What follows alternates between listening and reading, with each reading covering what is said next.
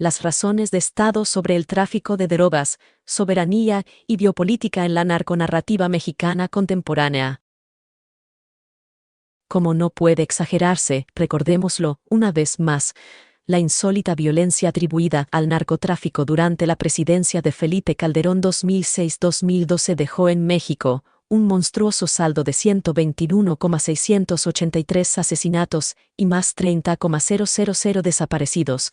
La convulsión de esos años ha sido interpretada principalmente como el producto de un Estado fallido rebasado por el crimen organizado. Esta visión, diseminada por igual desde el periodismo y la academia, encuentra su punto ciego al pasar por alto las transformaciones recientes del Estado mexicano, su especificidad histórica. Su principal limitación radica en la imposibilidad de determinar el sentido de lo político del narco en México, es decir, siguiendo al politólogo y jurista alemán Carl Schmitt, la distinción entre el amigo y el enemigo en la administración y disciplina del mercado de las drogas. En lo que sigue propongo una digresión histórica para reconsiderar la centralidad del Estado mexicano y su régimen policial como la condición de posibilidad del narcotráfico, desde la emergencia de los llamados cárteles en la década de 1970 hasta la supuesta guerra contra el narco, ordenada por el gobierno del presidente Calderón. Mi intención es identificar 3 periodos históricos de las razones de Estado en torno al narco y discutir la manera en que han sido representados en 3 novelas escritas durante dichos periodos, Contrabando fechada en 1991, pero publicada en 2008 de Víctor Hugo Rascón Banda 1948-2008. 2666-2004 de Roberto Bolaño 1953-2003 y Entre Perros 2009 de Alejandro Almazán 1971. Al elucidar la especificidad política de sus estrategias de representación del poder soberano, señalaré cómo estas novelas, en tanto artefactos culturales, producen intervenciones literarias que permiten visualizar la política del Estado mexicano en torno al mercado de la droga. De este modo, la historia de las transformaciones en la razón de Estado sobre el narco será paralelamente la historia de las transformaciones en las estrategias literarias de representación del narco. En última instancia, me interesa también subrayar el impasse que neutraliza el potencial crítico de la mayoría de las narconarrativas publicadas recientemente y las agendas que las estudian, debido a una generalizada despolitización que insiste en reflexionar el fenómeno del narcotráfico en términos de una democracia disfuncional o de un Estado en apariencia fallido.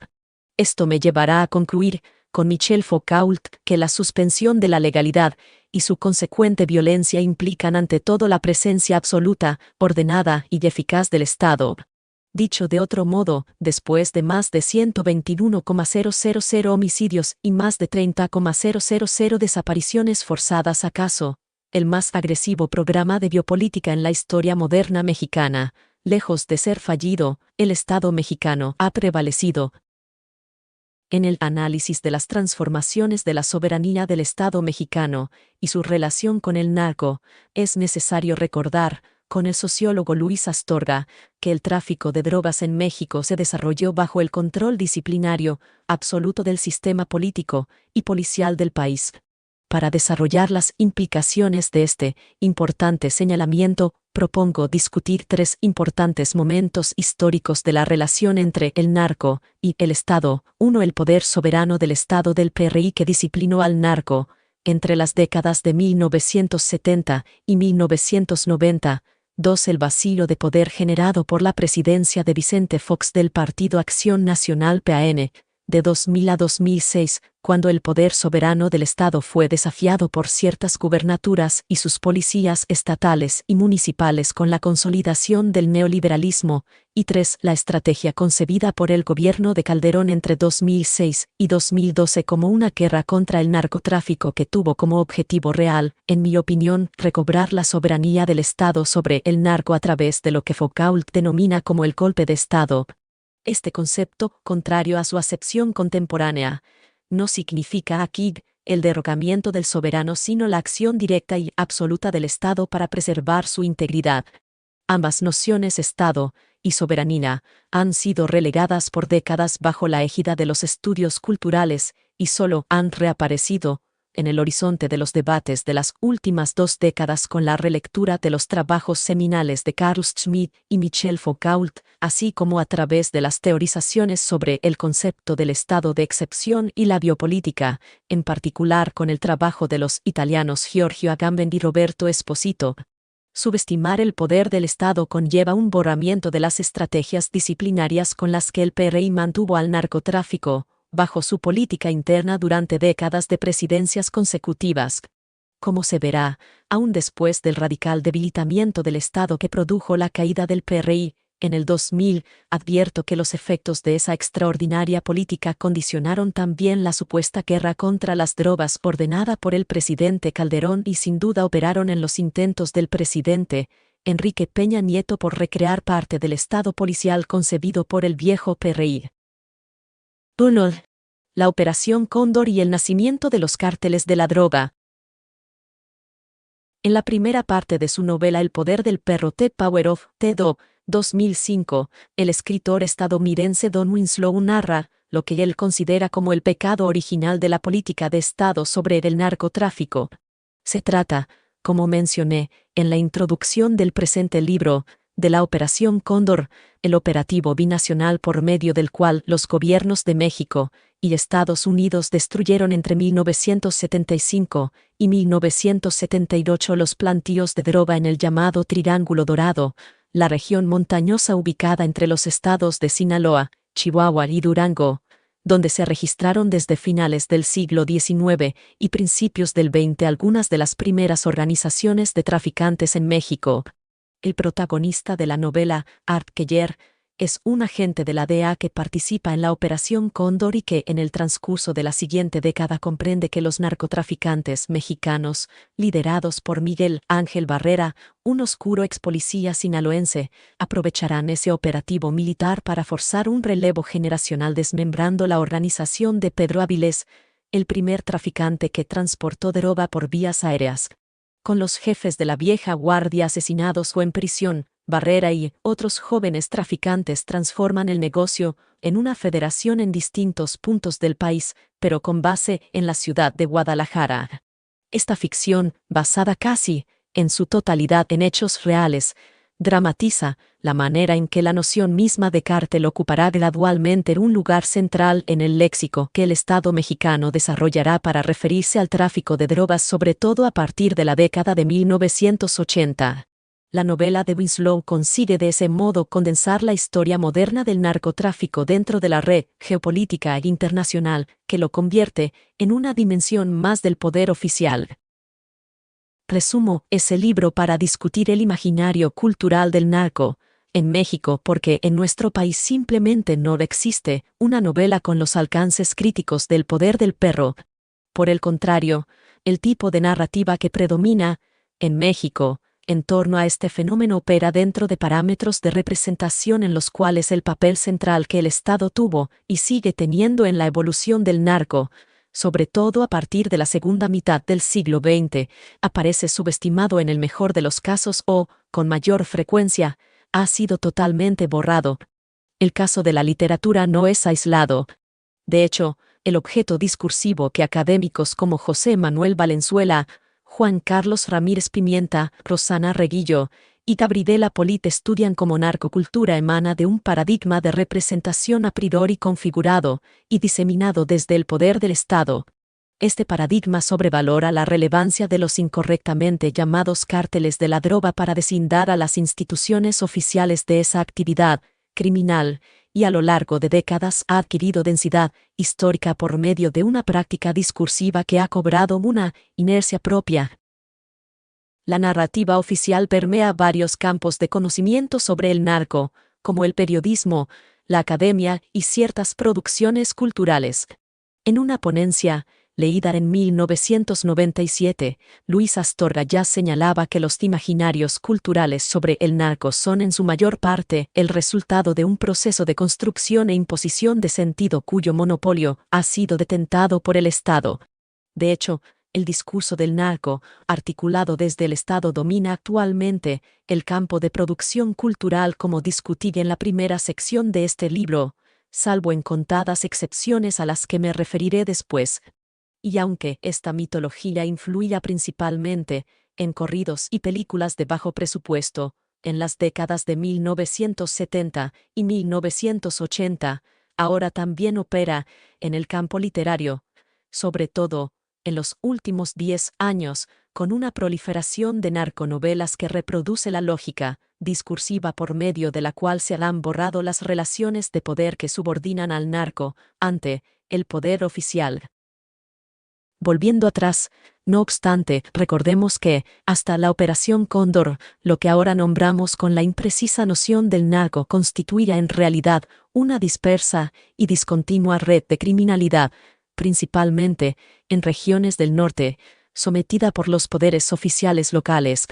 La curiosa aparición de esos rudimentarios traficantes trasladaba a una dimensión de precariedad y atraso socioeconómico las dinámicas del alto crimen organizado que en los Estados Unidos de la prohibición ya había dado la leyenda de Al Capone, en Chicago.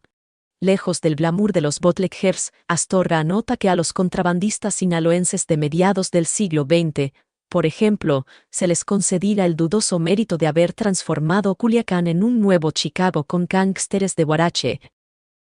Con la Operación Cóndor, sin embargo, el gobierno de México llevó a cabo la más grande movilización militar y policial antidrogas del siglo XX, en el país, que transformó radicalmente nuestra manera de imaginar el narco. Las cifras varían, pero, según Astorga, participaron 10.000 soldados al mando del general José Hernández Toledo, veterano de la masacre de estudiantes de Tlatelolco de 1968.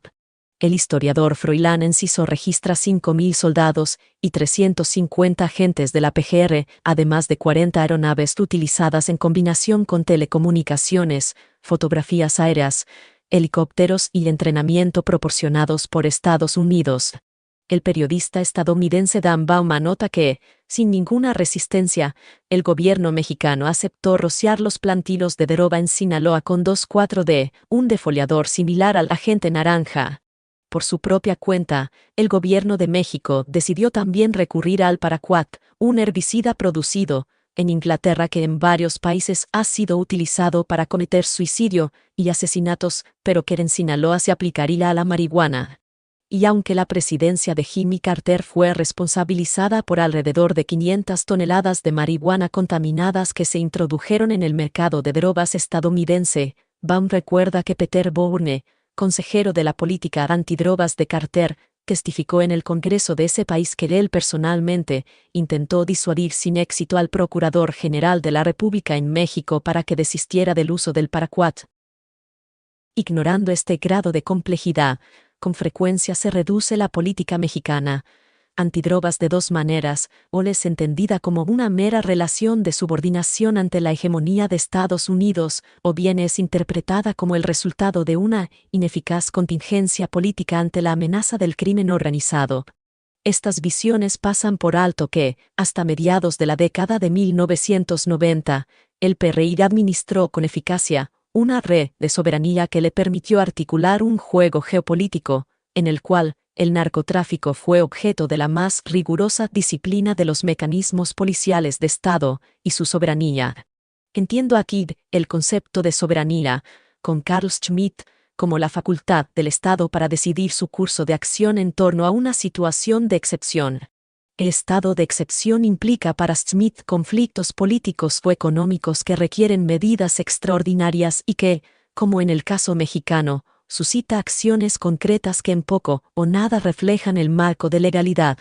De este modo, es necesario comprender que, aunque la política de antidrogas en México está profundamente condicionada por su contraparte estadounidense, esa aparente subordinación por sí sola no explica los mecanismos disciplinarios que esos países accionan en relación con el narco. Notemos, por ejemplo, cómo la administración Nixon concibió su guerra de antidrogas principalmente como una estrategia doméstica para intimidar y desarticular los movimientos de derechos civiles y la izquierda estudiantil hippie en las universidades de la costa oeste, una política que solo afectó a México posteriormente y de modo indirecto. Las drogas, explica Dan Baum, eran lo único que parecían tener en común los jóvenes, los pobres y los negros en los Estados Unidos de los años 70. El periodista, Joan Grillo, anota que el gobierno mexicano, paralelamente, pero por decisión propia, utilizó la Operación Cóndor para atacar a los grupos de izquierda radical durante la llamada Guerra Sucia que quedaron al alcance del ejército, por ejemplo, en las sierras de Sinaloa y Chihuahua. De este modo, el Estado mexicano activó a través de la Operación Cóndor lo que podríamos considerar como un brutal pero efectivo programa de biopolítica, con precedentes en las labores de inteligencia del Ejército y la Dirección Federal de Seguridad, DFS desde el sexenio de Gustavo Díaz Ordaz 1964-1970. En la presidencia de Luis Echeverría 1970-1976 tuvo los más dramáticos efectos. Primero, con la Operación Cóndor se produjo el éxodo masivo de campesinos hacia las principales ciudades de Sinaloa, en particular a Culiacán. Como teoriza Judith Butler, el cuerpo de los desplazados de todo conflicto armado, a la vez expulsado y contenido, lejos de ser abandonado por la fuerza del Estado, aparece más bien como el cuerpo saturado de poder precisamente en el momento en que es desposeído de ciudadanía. Después, simultáneo a ese éxodo campesino, la inteligencia militar y policial mexicana permitió la reubicación de los principales jefes del narcotráfico para conformar la llamada Federación del Narco, con base en Guadalajara, como dramatiza la novela El poder del perro. El periodista Bullilamid explica que la Operación Cóndor y la subsecuente guerra contra las drogas son en gran medida los factores que sentaron las bases para los cárteles modernos de la droga, permitiendo al Estado la administración y disciplina del narco, en todo el país por medio del Ejército y la Policía Federal. Así es, como señala el periodista Charles Bowden, que surge una industria nacional de la droga. Atendiendo aquí las ideas de Roberto Esposito, resulta crucial comprender este hito histórico como el proceso por medio del cual el Estado mexicano inmunizó a su sociedad del fenómeno del narco, subordinándolo al poder político. Esto se dio al igual que, en su momento, la élite civil del PRI consiguió someter al poder militar durante la segunda mitad del siglo XX, inmunizando a la sociedad de los efectos finales de la revolución. Finalmente, la más duradera consecuencia de la Operación Cóndor es, en mi opinión, la matriz discursiva que la dictadura perfecta del PRI, según la llamó célebremente Mario Vargas Llosa, articuló para enunciar esta nueva configuración del narco, matriz que hasta hoy en día es la base epistemológica de un fenómeno cuyos laberintos de poder en su mayoría desconocemos pero que con frecuencia imaginamos de formas desbordadas. La principal función de esta matriz es naturalizar la idea de que el narco se constituye por fuera del Estado, lo que de facto convierte a las organizaciones de traficantes en entidades enemigas simbólicamente localizadas en las fronteras externas de la sociedad civil. A lo largo de las décadas, la influencia del Estado en la administración del comercio de la droga ha construido un significante vacío con la noción de narco, visible en la perniciosa red del poder hegemónico y en la mayoría de los estudios que convalidan la supuesta ubicuidad de su descentramiento. Así lo explica el sociólogo Fernando Escalante Gonzalvo. El lenguaje que hemos aprendido todos para hablar del tráfico de drogas es de una claridad engañosa. Todos hablamos del cártel, la plaza, la ruta, el lugarteniente, los sicarios, y nos hacemos la ilusión de que entendemos. Y es un relato tan simple, tan atractivo desde un punto de vista narrativo, que termina por ser irresistible. Mataron a un alcalde. Fue el crimen organizado, que se pelea por la plaza. Mataron a un candidato a gobernador. Fue el crimen organizado, que se pelea por la plaza. Un atentado contra el ejército, contra la Policía Federal. El crimen organizado, peleando por la plaza. Fue en una fiesta, en un centro de rehabilitación, en una brecha en la Sierra de Durango, en la montaña de Guerrero. El crimen organizado, la plaza. Ciudad, Juárez, Apatzingán, Teloloapan, Tantoyuca, Huejutla, Zacualpan de Amilpas. El crimen organizado, la plaza. 100 muertos, 1000, 10.000, 20.000, 40.000. El crimen organizado, la ruta, la plaza. La resonancia de este imaginario oficial reproducido por la mayoría de los medios de comunicación nacionales e internacionales es también la plataforma de significado de la mayoría de las producciones culturales sobre el narcotráfico y, en particular, de lo que ahora se conoce como narcoliteratura, que retomaré al final de esta sección. 2. Narrativas contrahegemónicas y la crítica del Estado. Desarticulando la matriz discursiva oficial, la novela Contrabando de Víctor Hugo Rascón Banda propone visualizar el poder del narco en el interior del poder del Estado. Narrada en primera persona, la trama ofrece las impresiones que Rascón Banda recoge en un viaje a su natal Santa Rosa, un pueblo en las profundidades de la Sierra Madre Occidental de Chihuahua, rodeado de rancherías y plantíos de deloba. Desde su llegada, la presencia del Estado se manifiesta cuando agentes de la Policía Federal asesinan a quemarropa a 2 jóvenes desarmados que huilan por los andenes del aeropuerto de Chihuahua. Un grupo de mujeres confronta a los agentes que auscultan uno de los cadáveres. «Asesinos», gritó una mujer embarazada a los hombres que apuntando con sus armas se acercaron a revisar el cuerpo, sacándole sus documentos, su billetera, sus cigarros, su agenda, su pasaporte, su boleto. «Asesinos», les gritó una anciana de bastón. «Eran narcos», respondió uno de los hombres, que volteó y la miró con furia. «Eso no les quita a ustedes lo de asesinos», le dijo una joven. «Asesinos, asesinos», gritaron otras mujeres. En todos los rostros había indignación. «Asesinos, asesinos, asesinos». Este intercambio es clave para comprender la dimensión política de la novela. Rascón Banda anota correctamente que los únicos que llaman narcos a los jóvenes asesinados son los policías. Por otro lado, las mujeres, ante la cobardía generalizada de los hombres, que como el personaje de Rascón Banda optan por guardar silencio, encaran a los agentes y denuncian su crimen, son asesinos. Ellas no pasan por alto que han presenciado una ejecución extrajudicial. Desde su inicio, la novela señala sin ambigüedad un crimen perpetrado por policías en contra de 2 jóvenes. Nada más. La violencia de Estado, de hecho, se reproduce durante todo el viaje de Rascón Banda. Pero no se trata de cárteles que asedian la sierra, sino de agentes federales y soldados del ejército que mantienen controles para toda actividad vinculada al narco. En uno de los episodios más reveladores, una familia entera es masacrada por un contingente de la Policía Judicial Federal que justifica el crimen y la ocupación de la hacienda familiar, el rancho de Yepachi, denunciando a las víctimas como un clan de narcotraficantes.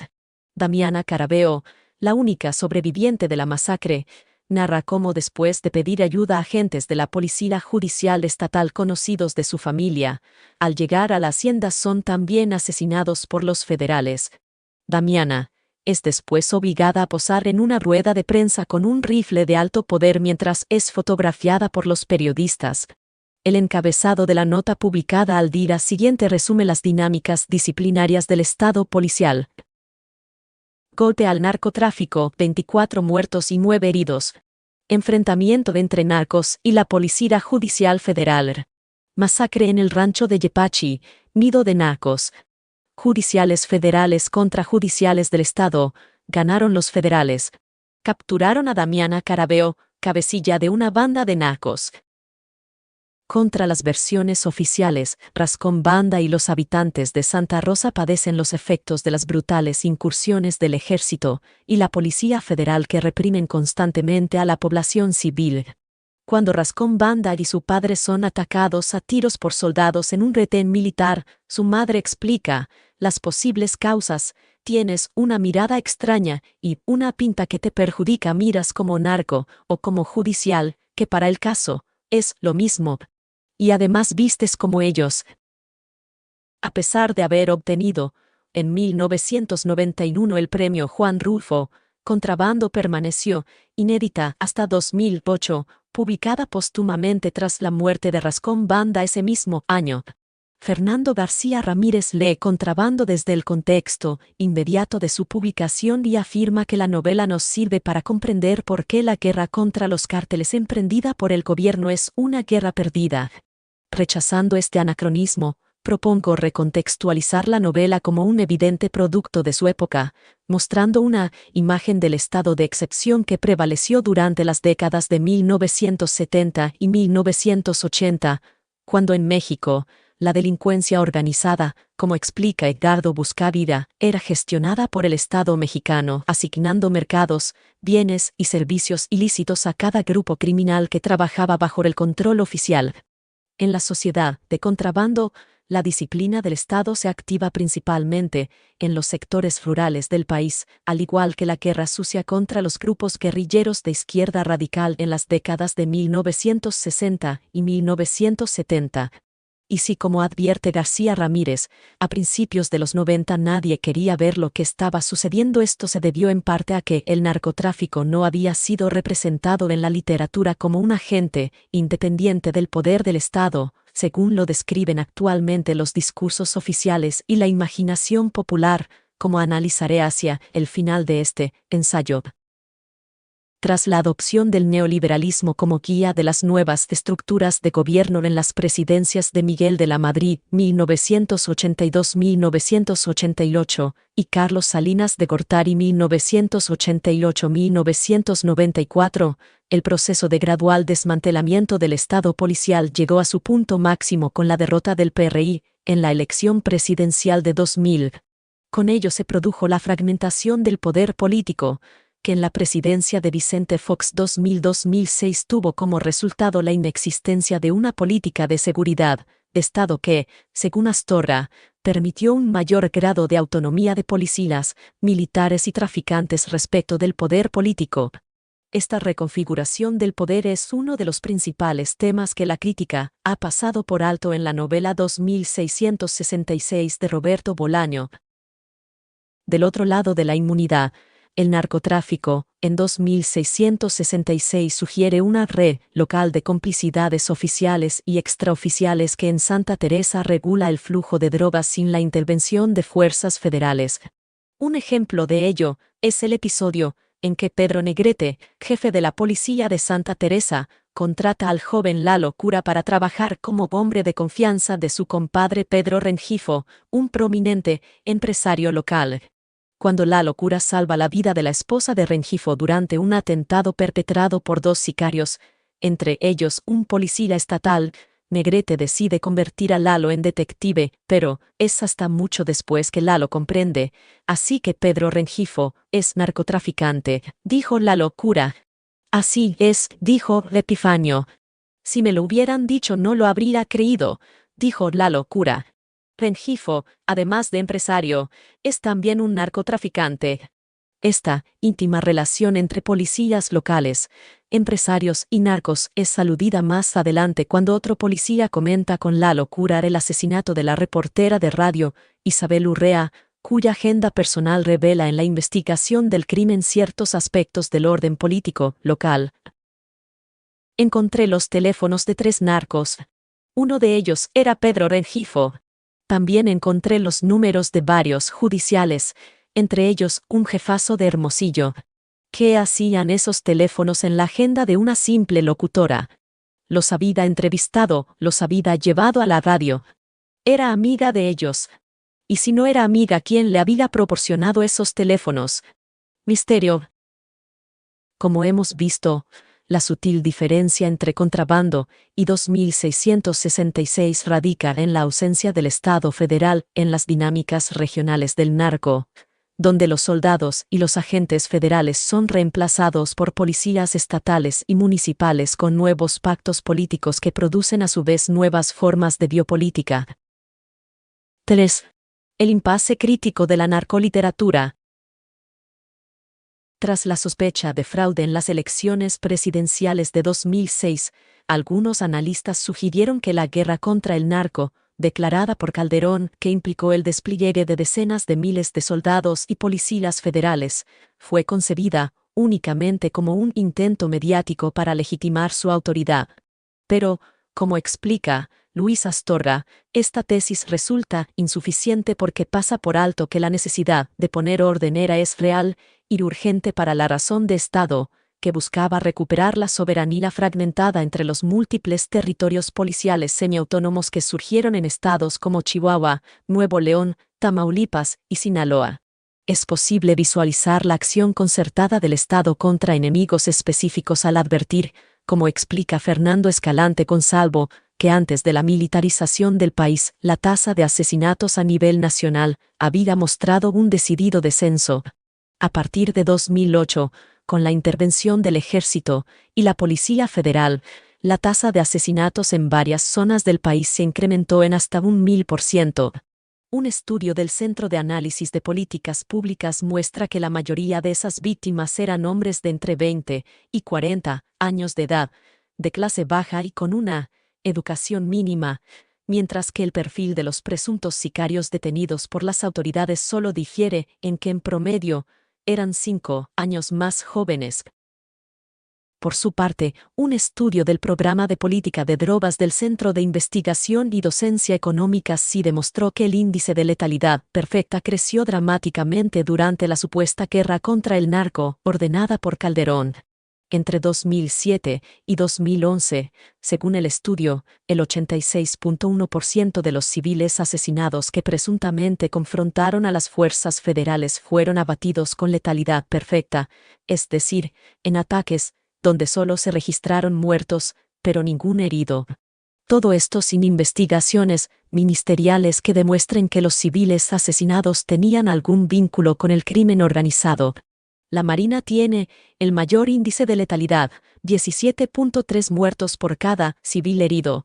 Le sigue el Ejército Mexicano con 9.1 muertos por herido, y después la Policía Federal con 2.6 muertos por herido. Los investigadores del CIDE señalan además que la violencia aumenta un 6% con cada combate y durante un periodo de 3 meses. Y todavía más grave, de los 3,327 enfrentamientos documentados, un 84% fueron provocados por agentes del Estado. Solo el 7% fueron agresiones directas contra las Fuerzas Armadas Federales. Alejandro Madrazo, investigador del CIDE, interpreta los datos sin ambigüedad. Los altos niveles de letalidad y letalidad perfecta son un indicio muy fuerte de que estamos ante ejecuciones extrajudiciales o ante el uso desmedido de la fuerza pública. Contrario a un Estado fallido, lo que revela esta información es tal vez el programa de biopolítica más ordenado e impactante en la historia reciente de México, y que se puso en marcha en el contexto de la peor crisis armada desde la Revolución Mexicana. La estrategia del Estado muestra una correlación directamente proporcional entre la violencia y la presencia de las fuerzas federales en las zonas de mayor conflicto. La recurrente tipología de las víctimas y sus supuestos victimarios sugiere que el objetivo de esta guerra se enfocó principalmente en la parte operativa del narcomenudeo, en los barrios pobres de las ciudades sitiadas y no en los sectores financieros y empresariales que hacen posible la circulación transnacional de las ganancias del narco. No se explica nunca cómo es que las autoridades en estados como Chihuahua, donde se resuelve menos del 2% de los crímenes, hayan tenido la capacidad para determinar correctamente la culpabilidad de los más de 15,000 presuntos narcos asesinados cuando la mayoría de los cadáveres ni siquiera fueron identificados y terminaron desechados en fosas comunes. Es en este punto que mi análisis difiere radicalmente de buena parte del análisis intelectual hecho dentro y fuera de México. Me refiero a los trabajos antes citados de Gareth Williams, Sergio González Rodríguez, Rosana Reguillo, Hermann Erlinghaus y Gabriela Polit, entre otros. La despolitización que impide distinguir al amigo del enemigo en la guerra contra el narco es producto de una política discursiva que articula una mitología del narcotráfico como un agente ubicuo y adaptable que puede materializarse en todos los ámbitos de la sociedad, llevando incluso a agudos investigadores como Williams a titular su capítulo dedicado al narco como Absolute Hostility and Ubiquitous Enmity, hostilidad absoluta y enemistad ubicua.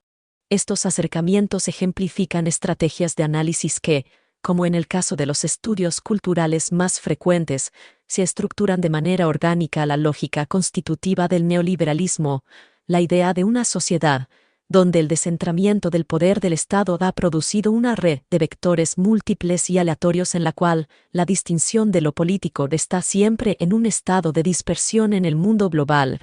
Esta discusión, que ha sido explorada con mayor agudeza en el trabajo de Carlo Galli, supone que el concepto de lo político propuesto por Schmitt está agotado precisamente porque la división espacial entre lo externo y lo interno de la separación entre amigo y enemigo ha sido rebasada por nuevas categorías políticas que descentran y minimizan la acción del Estado y las condiciones mismas de lo político, ahora dispersas en la lógica de la globalización.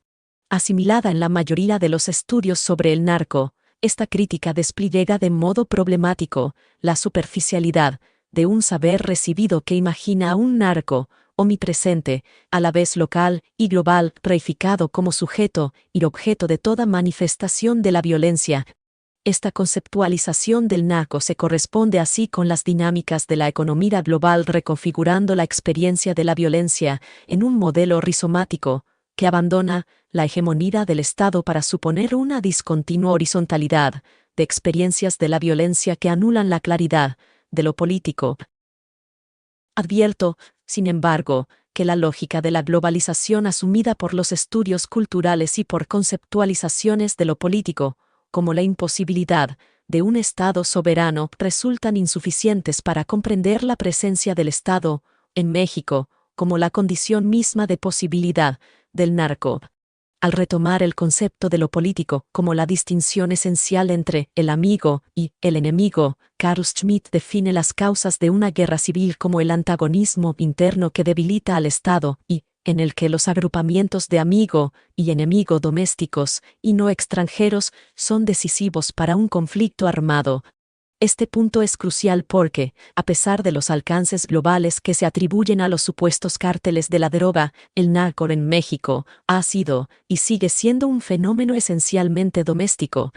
Para analizarlo, resulta necesario reconsiderar el pensamiento político de Schmitt ante la variedad conceptual que abdica su potencial crítico al suponer al narcotráfico como una inasible hostilidad ubicua.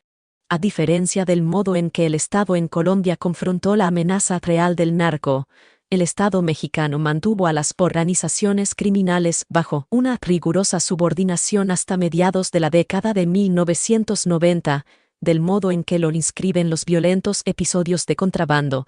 Integrado a nuevas lógicas de poder locales, como propone la trama fronteriza de 2666, el narco operó durante esos gobiernos bajo las motivaciones políticas de la clase política y empresarial, junto con las corporaciones policíacas, con el objetivo en común de construir fueros semiautónomos e independientes del poder federal central. La estrategia militar de Calderón intentó después imponer la misma dinámica de subordinación que articuló la hegemonía del PRI, ahora contra los nuevos enemigos del Estado, los poderes estatales que desafiaron al reducido Estado panista legado por Vicente Fox. Y, como argumenté antes, esa misma forma de lo político cobró una mayor centralidad en la presidencia de Peña Nieto. Pasar por alto esta profunda politización doméstica del tráfico de drogas en las últimas 2 décadas es simplemente no comprender la esencia actual del fenómeno en México. Como discutí desde el primer ensayo, el éxito comercial de numerosas novelas que independientemente de su nivel de realismo promueven la narrativa oficial de la lucha de cárteles y la celebridad global de capos como Joaquín El Chapo Guzmán se debe en gran medida a la imposibilidad de pensar políticamente el fenómeno. Me detengo para efectos de mi argumento en una sola de ellas, Entre Perros, de Alejandro Almazán. Es la historia de 3 amigos de infancia sobrevivientes a la violencia del narco que se reencuentran como adultos años después en Culiacán. Uno de ellos se ha vuelto periodista en la capital y decide volver a Sinaloa para hacer un reportaje sobre un cadáver que aparece colgado de un puente. El periodista descubrirá que sus 2 amigos son ahora agentes productores de la violencia local, uno es empresario del box y el otro trabaja como sicario. Más adelante, En la novela se explica cómo el presidente de la República hace un pacto con el cártel de Sinaloa para enfrentar al cártel del Golfo y su banda de asesinos conocidos como los M's, que, en la delgada sutileza de este Roman agrave clef, se corresponden con los sanguinarios Zetas, los renegados exmilitares que según análisis de inteligencia del ejército y reportajes periodísticos controlan habitualmente la totalidad del estado fronterizo de Tamaulipas. En medio de esa guerra de cárteles, el protagonista descubre que todos en Culiacán son de algún modo facilitadores del narco, que todos, en cierta medida, trabajan para el cártel. La académica Gabriela Polit analiza la novela a unos meses de su publicación y, en un artículo académico, registra su estremecimiento con un encabezado que lee: en la revista sinaloense Río 12, los Zetas rompen el cerco, y al pie de la foto de un hombre colgado de un puente, se explica: entran a Culiacán y combaten al cártel de Sinaloa, PGR. Para la investigadora, la coincidencia entre la ficción y del periodismo solo podía entenderse de dos maneras. La noticia repetía ese desborde de crueldad que caracteriza a la novela de Almazán, o, lo que es peor, mostraba que la novela es una imitación de esa realidad cruel. A Polit y a Almazán la realidad, la supuesta lucha de cárteles que según el presidente Calderón produjo los altos índices de violencia nacional, les parece una materialidad incuestionable. Pero si la supuesta realidad del narco termina pareciéndose a la ficción, se debe a que se trata de un constructo narrativo articulado principalmente desde el Estado. Polit no repara en el hecho de que la información sobre la supuesta entrada de los Zetas a Sinaloa había sido divulgada exclusivamente por la Procuraduría General de la República PGR y que la práctica de colgar cadáveres de un puente es casi un lugar común desde que se inició la guerra contra el narco.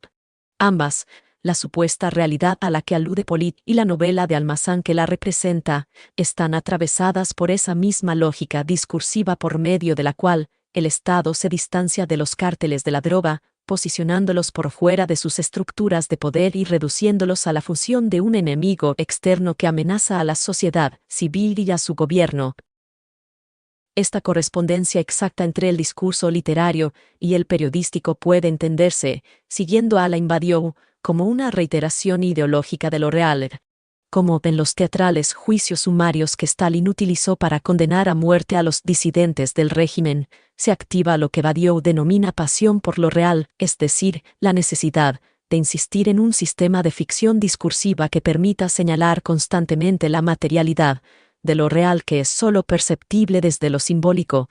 Tanto los acusadores como sus víctimas comprendían que la purga humana que ordenaba Stalin era un mise en scène, pero los fines ideológicos justificaban la necesidad de los falsos juicios. Toda manifestación de la violencia, bajo este imperativo de corroborar lo supuestamente real del narco que ha sido enunciado desde el Estado, se ordenan en la preestablecida matriz discursiva oficial. Lo simbólico del narco siempre emerge igual a sí mismo en el periodismo, la investigación académica y el conjunto de producciones culturales que lo alude. Desde luego, como señala Jacques Rancière, lo real debe ficcionalizarse para poder ser pensado, pero ese ficcionalizar se construye a partir de una red de significados que se establece a priori en un archivo constituido por vectores discursivos de poder. Entre perros cumple aquí la más básica función narrativa que aparece de modo similar en novelas como Trabajos del Reino 2004, de Yuri Herrera, o Fiesta en la Madriguera 2010, de Juan Pablo Villalobos, ficciones limitadas por la imposibilidad de comprender la naturaleza política de la narcoguerra, incapaces de identificar a los enemigos del Estado.